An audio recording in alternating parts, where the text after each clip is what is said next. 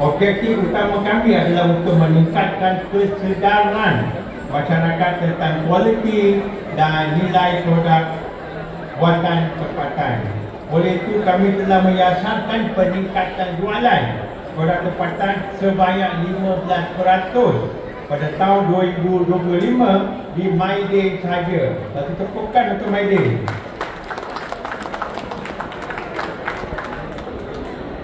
Tapi Datuk Menteri kalau boleh minta dia tu, My Day boleh buat apa My Day boleh buat, tapi kita harap KPDN boleh tolong sikit. Boleh ya tu.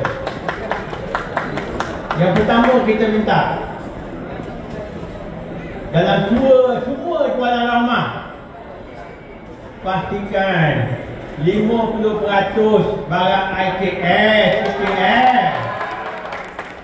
tak payah letak minuman hijau, tak payah letak kopi-kopi yang lain, kan kopi hang tuah ada. Banyak barang IKS, contohnya nak kata chili sauce, tak payahlah chili sauce brand N semua orang kenal. Kan Kak Ibu ada kat sini.